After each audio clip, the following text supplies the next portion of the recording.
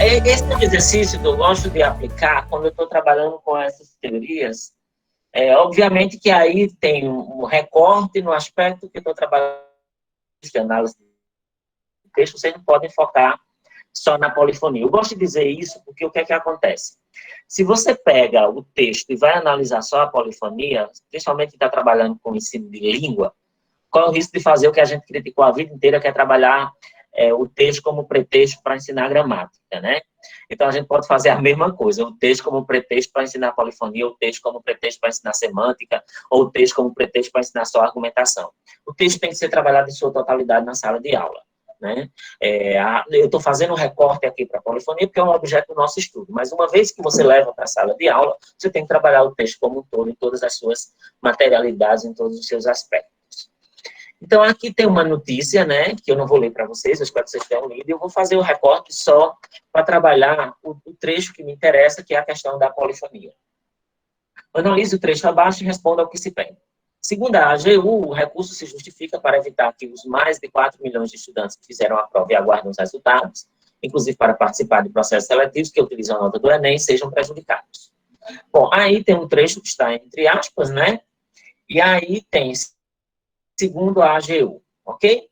Observe esses elementos. Aí a questão pede para vocês. O trecho ocorre polifonia de locutores ou denunciadores? Descreva a polifonia.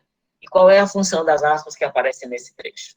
Bom, no trecho aí, né, segundo a AGU, o recurso se justifica para evitar, etc, etc, etc e tal.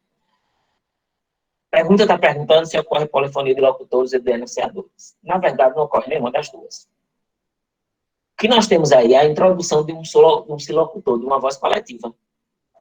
A AGU, a Advocacia Geral da União, é um órgão, é uma coletividade, né? Então, aí o trecho não está sendo atribuído a um locutor específico, mas a uma coletividade. Então, nós temos aí né, que é utilizada dentro da notícia. Aí, se você for lá para a notícia, você vai ver que a notícia está falando sobre o Enem, né? Anulação de questões do Enem, enfim, etc. e tal. E aí é trazido a voz da AGU, da Advocacia Geral da União, falando sobre o recurso que foi feito com relação ao cancelamento do Enem. Né? Lá na frente, ele vai trazer a voz de alguns autores, mas, no geral, a voz aí está coletiva. Nesse trecho em específico está coletiva. Né? Então, o que é que a gente teria? A gente teria o locutor responsável pela notícia como um todo, L1, que é responsável por todo o trecho. E temos o silocutor, SE, locutor, que é responsável pelo texto que começa com que 4 milhões de estudantes que fizeram a prova e aguardam os resultados, inclusive para justificar em processo seletivo que utiliza a nota do Enem, são prejudicados. Então, a voz do silocutor começa em o recurso e termina na palavra prejudicados. Tá? E aí, para você descrever isso aí, você teria que identificar quem é o L1, o locutor responsável pelo discurso, que é a voz do locutor jornalista, o silocutor, que é a AGU, né, que é introduzido pela expressão segundo, que é uma expressão de introdução de voz coletiva, né? E aí, esse relato está aí na forma indireta, nós não temos relato estilo direto, sintaticamente, porque aí você não tem. Segundo a AGU, 2 pontos, você não tem. Mas aí, apesar de sintaticamente não estar na forma de direto, do ponto de vista semântico, ele está. Porque a maioria do discurso todinho está entre aspas, se vocês observarem. Então, aí você tem uma mescla de estilo direto com estilo indireto, sobressaindo o estilo direto. E isso é muito comum no texto jornalístico. Você tem estrutura sintática de estilo indireto, mas a verdade é um estilo direto porque está praticamente todo o discurso em aspas. Né? Então, descrevendo, seria isso, as aspas aí nesse texto. Ora, nitidamente marcar distanciamento. Como é que eu sei que marca distanciamento? Porque ele começa na estrutura de indireto, que vai marcando uma mistura de vozes, mas imediatamente ele joga as aspas. Ao jogar as aspas, eles atribuem aí a responsabilidade para a AGU. E o jornalista tira a responsabilidade anunciativa, o locutor jornalista dele. Tá? A expressão segundo, né, também contribui um pouco, né, porque ela é uma expressão que no afirma. Aí a gente já poderia olhar de uma outra maneira. Né, tá aí um segundo. Segundo fulano, isso. Então, aí você não tem como, principalmente pelo uso das aspas, aí a gente vai ver esse distanciamento, né? Aí não temos um caso de engajamento, nem de aprovação, mas de distanciamento mesmo. Alguém tem alguma dúvida com relação a essa análise desse trecho? Se tiver, Rubens, aí pode colocar a dúvida que a gente já discute. Tá certo. Por hora não, Divaldo. Bom, então vamos para o segundo. O segundo caso aqui é uma tira, né? Do Laos. Diz o seguinte: chega de bebedeira, de bater cabeça e me meter em encrencas. Daqui para frente vou ficar quieto, ter uma vida disciplinada e sem sobressaltos. Mas antes vou tomar 28 doses de dry martini. Bom, qual é a função do mais aí presente nesse terceiro balão? Se vocês observarem, você tem um grupo de anunciados, né, de segmentos, né? Chega de bebedeiras, de bater cabeça, de meter encrenca, daqui para frente vou beber, ficar quieto, ter uma vida disciplinada e sem sobressalto. Isso gera, né, porque se trata aí de um antídoto, isso gera para a gente uma sensação de que o sujeito está prometendo algo, que ele vai mudar de vida, etc, etc, etc e tal, né? E aí gera uma conclusão bastante positiva, né? Ora, agora vai se endireitar, né? Agora ele vai tomar jeito na vida. Aí, de repente, você tem o mais que quebra toda essa expectativa que foi criada antes. Antes, vou tomar 28 doses de índole. Não vai mudar de vida coisa nenhuma. Então, agora a conclusão vai ser totalmente oposta, vai ser negativa à conclusão que a gente podia ter tirado antes. Então, o mais que faz isso, que cria um efeito de suspense, que leva a uma conclusão, e depois ele quebra esse efeito de suspense, é o mais operador argumentativo, segundo o grupo. Aí não é o caso de um retificador, aí não está uma correção, aí é uma quebra de expectativa nítida. Então, aí a gente tem o mais operador argumentativo. Pronto. Então, no item B, seria os enunciadores, certo? Quais são os enunciadores que estão presentes? Olha, com mais, a gente precisa identificar 4 enunciadores. E1, E2, E3 e E4, segundo de Crow. E1 é o que está antes do mais, E3 é o que está depois do mais. E2 é a conclusão que a gente tira do E1 e o E4 é a conclusão que a gente tira do E3. Então, o que seria o E1? É tudo que está antes do mais. Chega de bebedeiras, de bater cabeça, de me meter em encrencas. Daqui para frente vou ficar quieto, ter uma vida disciplinada e sem sobressalto. Isso poderia levar à conclusão segundo a qual o sujeito vai se endireitar. Né? Ele vai parar de... Assim, vai se endireitar, vai ficar bem, né? Algo desse tipo. Porque ele faz uma promessa aí, né? Faz uma promessa e cria uma expectativa na gente. O que seria o E3? O E3 antes vou tomar 28 doses de Daimartine. Esse E3 leva a uma conclusão contrária à anterior, de que ele não vai se endireitar, e que ele não vai mudar de vida. Né? Então, aí a gente identificou os 4 enunciadores, o E1, o E2, o E3 e o E4. Agora, não basta a gente identificar, mas a gente precisa saber o posicionamento do locutor. Ora, o locutor usa esse mais para quebrar uma expectativa, gerar humor e gerar ironia nesse texto, né? Então, o posicionamento agora fica fácil quando a gente identifica que há uma ironia, uma quebra, né? E aí essa quebra ela é para gerar crítica, gerar humor, etc e tal. Então, o E1, que chega de bebedeira, etc, etc e tal, até sobressalto, o posicionamento vai ser que o locutor ele apresenta esse ponto de vista, né? Mas não é esse ponto de vista que vai ser assimilado lá na frente, não, ele pelo contrário, né? Então, ele traz esse ponto de vista, ele apresenta, que leva à conclusão segundo a qual o personagem aí vai mudar de vida. Esse ponto de vista segundo o qual o personagem vai mudar de vida, o posicionamento é de rechaço. Isso aí vai ser rechaçado totalmente. Porque quando você tem o E3, antes vou tomar 28 doses de Daimartine, né? Que aí o posicionamento do locutor é de engajamento, né? Leva ao ponto de vista segundo o qual o personagem ele não vai mudar de vida. Então, com relação ao ponto de vista segundo o qual o personagem não vai mudar de vida, então a gente tem aí a identificação, a assimilação. Tá? E o rechaço é com relação ao fato de que ele vai mudar de vida. Isso daí é o rechaço.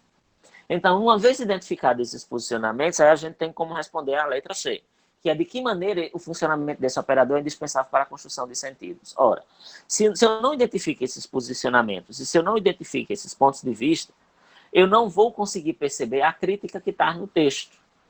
Porque, no geral, esse texto leva a gente a observar que há uma ironia com relação ao posicionamento segundo o qual o indivíduo vai mudar de vida. Essa ironia existe porque em conversa de bêbado ninguém se fia, né? Então é uma promessa que não vai ser cumprida. Tanto não vai ser cumprida que ele diz, vou tomar 28 doses de Dry Martini. Ou seja, ele não está nem um pouco disposto a fazer isso. Então esse mais, ele quebra expectativa. É o mais que cria uma expectativa, a gente vem criando uma expectativa, aparece o mais, toda a expectativa que foi criada antes, ela é quebrada, gerando humor, gerando a ironia.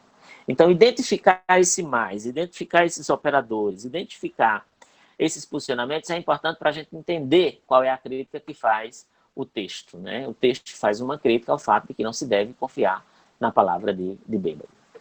Bom, tá claro aí a análise? Alguém tem alguma pergunta a fazer? Elivaldo, a Mariana Dantas tem. Mariana, você quer falar?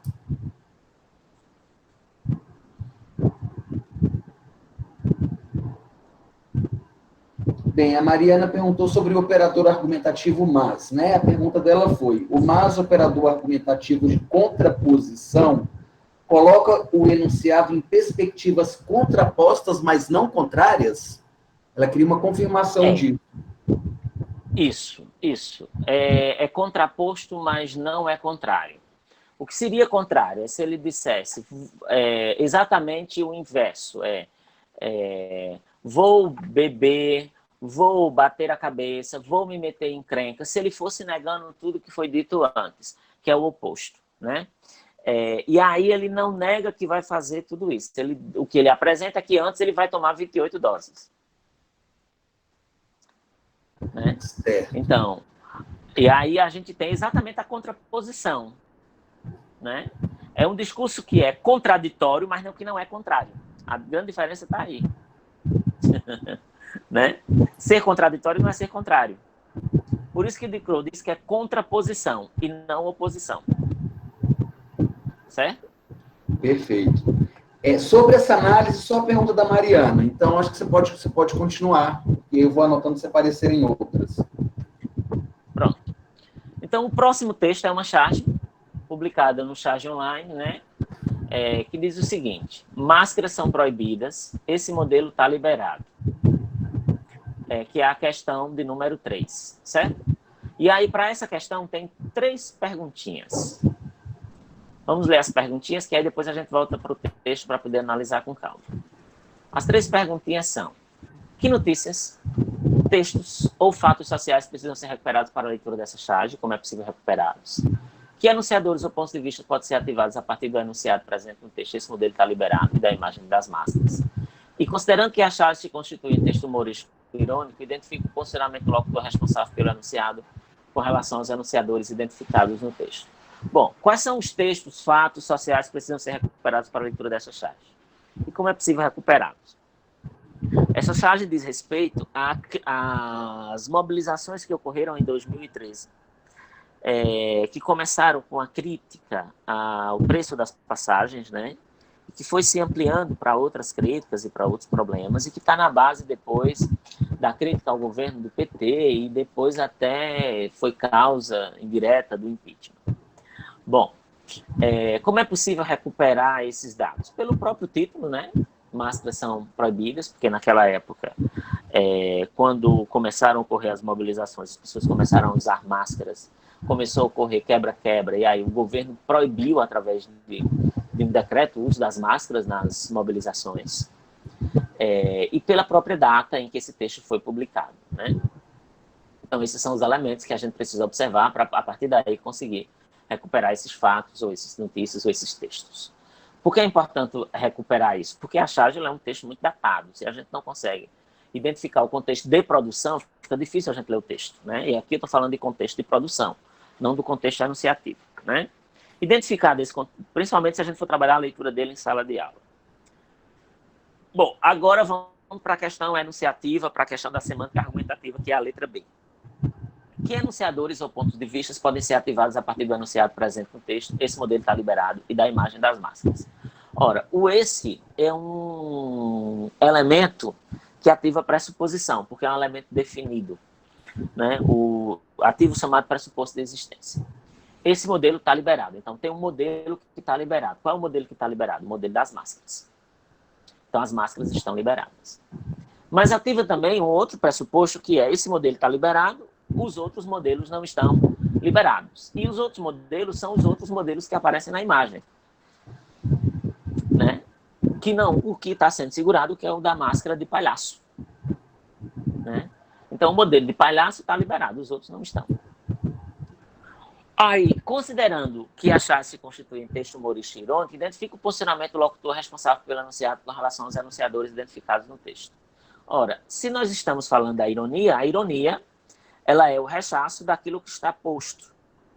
O engajamento é conquistar o que não está posto. Então, o que é que está sendo ironizado?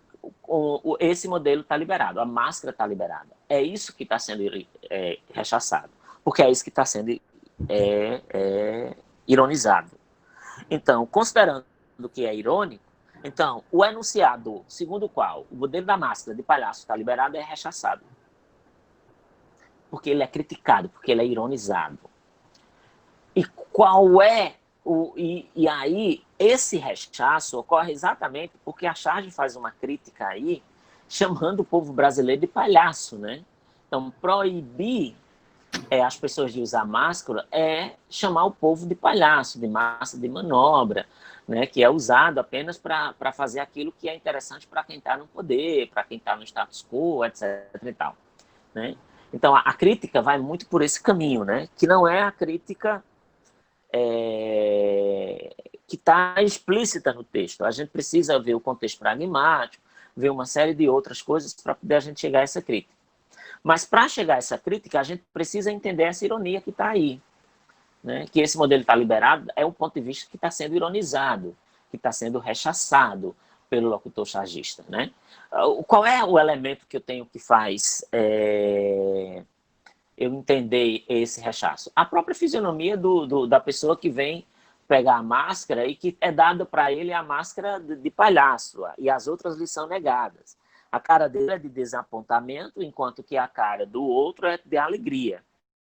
Então, observar esses elementos visuais auxiliam a gente a entender esse posicionamento aí de rechaço, ok? Então, identificar esse posicionamento é importante para poder a gente conseguir entender essa crítica que é feita dentro da charge. Alguma dúvida com relação a essa análise? Acho que você pode continuar, tá tranquilo. Pronto. O outro trecho é o trecho retirado de uma ata, que diz o seguinte: o trecho abaixo foi retirado de uma ata. Analise o trecho identificando os locutores e os trechos dos enunciados que pertencem a cada um deles, os recursos linguísticos utilizados, o verbo de sendo, observando se esse é modalizador ou não, e o posicionamento do locutor. Ora, você tem aí. Peguei só o trecho da ata, tá? O professor Roberto Boaventura Sá sugere que a Dufimate publique o texto do professor Edmundo, do Unicamp, sobre a situação real da universidade. Bom, aí a gente tem um locutor chargista, que assina o documento, ou locutor secretário, né, que assina o documento, junto com o locutor presidente, né? São os locutores que assinam o texto. Mas você tem também a voz de um segundo locutor, que é a voz do professor Roberto Boaventura de Sá. Então, L1 é responsável por tudo que está dito aí no enunciado. E L2, que é o professor Roberto Boaventura de Sá, é responsável apenas pelo que aparece depois da palavra que é a Dufimate publica o texto do professor Edmundo da Unicamp, do Unicamp, sobre a situação real da universidade. Então, aí você tem uma polifonia de locutores. Um locutor que traduz a voz de um outro locutor. Isso daí são os dois locutores. Quais são os recursos linguísticos utilizados? Nós temos aí relato em estilo indireto, né? Que é introduzido aí pelo verbo dissende e sugerir. Esses são os dois recursos. Ok? Relato em estilo indireto e verbo dissende e sugerir. O verbo dissende, ele é modalizador ou não modalizador? Ele é um verbo modalizador. Sugerir é igual a dizer mais possibilidade. Sugerir não dá noção de certeza, sugerir não dá valor axiológico, sugerir dá noção de possibilidade. Uma sugestão é algo que pode ou não acontecer. Ora, se o termo utilizado, e aí a gente respondeu a letra C, é um verbo modalizador de possibilidade, que é classificado geralmente como modalizador epistêmico quase asseverativo, porque ele não assevera, ele traz a noção de possibilidade. Qual vai ser o posicionamento do locutor responsável pelo discurso com relação a esse texto? Ora, é de distanciamento, porque ele é apresentado como uma sugestão, como algo possível. O locutor disse que o que o outro disse é uma sugestão, ele não deu certeza. Logo, não há um engajamento, né? Ora, qualquer responsabilidade vai ser atribuída ao Roberto Ventura e não ao L1, porque o que é apresentado aí é apresentado como uma sugestão, né? Então, L1 se limita a trazer o discurso do outro e dizer que o discurso do outro é algo possível, não apresenta esse discurso como algo certo. Logo, não há um engajamento, logo, não há aí uma assimilação pelo próprio verbo, que é o verbo sugerir. Alguém tem alguma dúvida com relação a isso aí ou posso ir para os outros? Pode seguir, Valdo. Pronto. A charge, aí tem duas charges, uma eu já analisei, aliás, tem três, eu vou analisar então essa primeira. Essa primeira é genial. Vlice reclama em carta que era decorativo. Não esquece de espanar o tema. Esse daí é do jornal A Tribuna. E aí, nessa charge, a gente tem vários fenômenos polifônicos, né? A gente tem a polifonia de locutores, ativada pela presença da introdução de um locutor personagem, que é o locutor Dilma, né? O locutor chargista introduz esse locutor personagem e dá a esse locutor personagem o enunciado, não esquece de espanar o Temer. Então a gente tem o L1, que é o locutor chargista, e tem o L2, que é Dilma. Mas a gente também tem um L3, quando a gente tem vice reclama em carta que era decorativo. L3 aí é o vice, que no caso aí é Temer, né? Que diz, era decorativo. Né? E aí esse relato está introduzido de tema, está introduzido em relato estilo indireto, com o verbo dizendo reclamar, que é um verbo avaliativo, e com as aspas de diferenciação na palavra decorativo. Aí, para a gente analisar esse texto, a gente precisa observar que essas vozes, elas não vêm do nada, né? Esse texto ele foi publicado na semana que Dilma deixa o Planalto, né? Aliás, o Planalto não, o Palácio da Alvorada, que é o palácio que ela morava, né? Foi dado um tempo depois que ela sofreu impeachment para sair, reunir as coisas delas e sair. Então ela reúne as coisas dela e vai embora. No dia que ela vai fazer a mudança, essa charge é publicada. Mas ela recupera um outro texto, que é o texto de uma carta escrita por Temer, logo que ele rompeu com ela, né? E essa carta ela foi tornada pública na imprensa, né? Ela foi publicizada, e nessa carta ele diz exatamente que não tinha função no governo, enfim, e que ele estava ali apenas como um papel decorativo. Ele diz isso com todas as letras desse termo, né? Então, o título da charge, ele recupera esse texto. Ora, observe que Dilma está saindo e ela está dizendo para a faxineira do palácio, né, que fica lá, para a faxineira não esquecer de espanar o tema, porque o tema era decorativo. Né? A palavra decorativo, como está entre aspas, a responsabilidade não é do chargista, o chargista atribui essa responsabilidade exclusivamente para Temer, mas ele avalia isso como uma reclamação. Né? E utiliza essa reclamação exatamente para fundamentar o discurso do L2 de Dilma. Né? Se ele é decorativo, o que é que a gente faz com o objeto de decoração? Tira a poeira. Então ele não vai ter outra função, né, no governo, a não ser decorativo. Então tira a poeira que está tudo certo, não precisa fazer mais nada. Né? Então, e é uma crítica ao papel que Temer iria assumir nesse governo, e acabou assumindo, né? O chargista, às vezes, ele é uma espécie de profeta, né? Ele vê o que ninguém vê, antes de todo mundo ver. E aí, ele faz a crítica exatamente para dizer que Temer estava ali com o papel de fazer uma transição no governo, né? Não tinha outra função, não tinha outra funcionalidade, né? Ele estava ali sendo utilizado como uma decoração mesmo. Ele continuaria sendo decorativo, né? Ele não ia perder esse papel dele de decorativo, porque ele não ia assumir papel relevante no Estado brasileiro. Ele estava ali como um governo de transição, né? Bom, até que se retornasse a direita ao poder.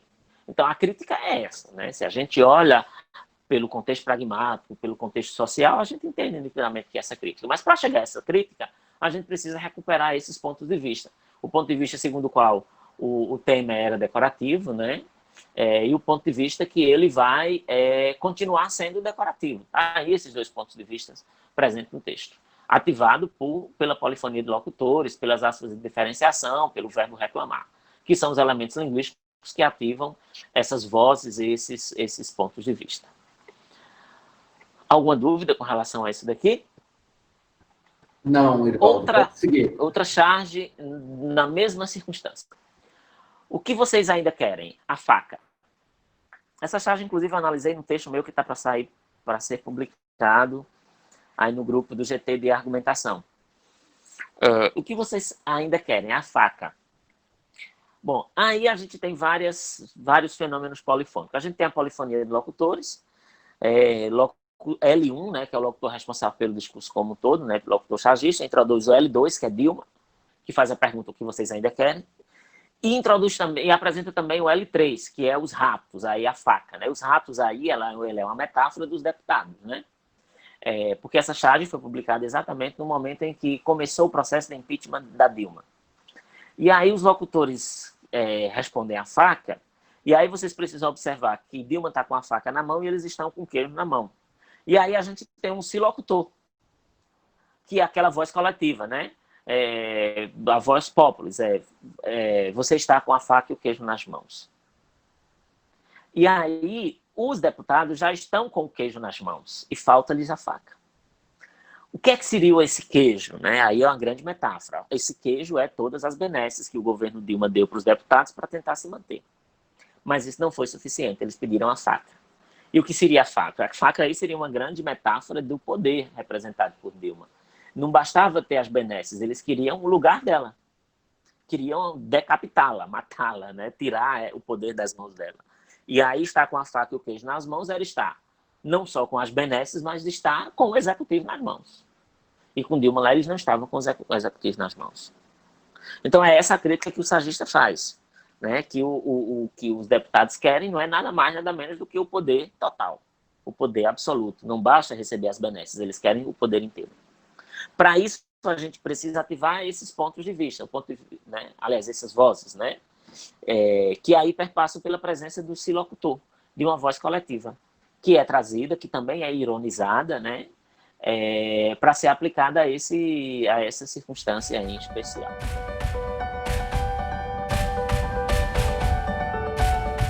Erivaldo, ontem você falou muito rapidamente, eu acho que caberia para a gente fechar esse nosso segundo e último encontro, sobre as relações entre argumentatividade e argumentação. Né? Então, ontem foram muitos conceitos. Sim. Então, se você pudesse retomar e com isso fazer um fechamento da sua fala, acho que a gente fecharia com chave de ouro. Certo. Olha só, nessa teoria não há uma distinção clara, não é feita em nenhum momento uma distinção entre isso é argumentação, isso é argumentatividade. Esses termos, eles aparecem, ora aparece um, ora aparece o outro, os dois aparecem no mesmo uso, na mesma circunstância. Tá? Em determinado momento você escuta o termo, isso é argumentação, isso é argumentatividade. Né? Só que ultimamente tem se utilizado muito mais o termo argumentatividade. Né? O próprio título das obras de Diderot é com o termo argumentação. Mas em alguns momentos ele usa o termo argumentatividade. E aí, quando ele usa esse termo, usa como sinônimo. E nos estudos mais recentes, a gente tem optado mesmo pelo termo argumentatividade. Eu acho que muito mais para marcar um território do que para fazer uma diferenciação. Muito mais para dizer, olha, é argumentação, mas é argumentação na língua. Não é argumentação no sentido de convencimento. Né? Mas não há uma distinção, Isabel, entre o uso desses dois termos. Quando a gente está falando de um, também está falando do outro, como sinônimos. Tá? É mais nesse sentido mesmo. Tá?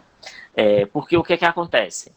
É possível que algumas pessoas comecem a partir de agora, né, dos estudos mais recentes, fazer alguma diferenciação, e aí eu vejo que é possível que, de repente, quando se fala da argumentação, se fala no sentido macro, e a argumentatividade, quando veja a questão da orientação discursiva, mas isso também é argumentação para Diderot. Diderot diz que a argumentação é sentido e é orientação.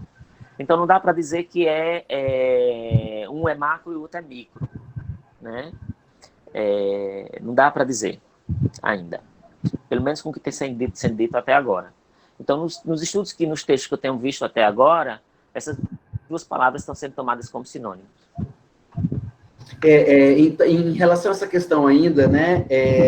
Você falou argumentatividade, argumentação e também orientação argumentativa, né? No caso, os três termos seriam... Esses termos são usados como sinônimos.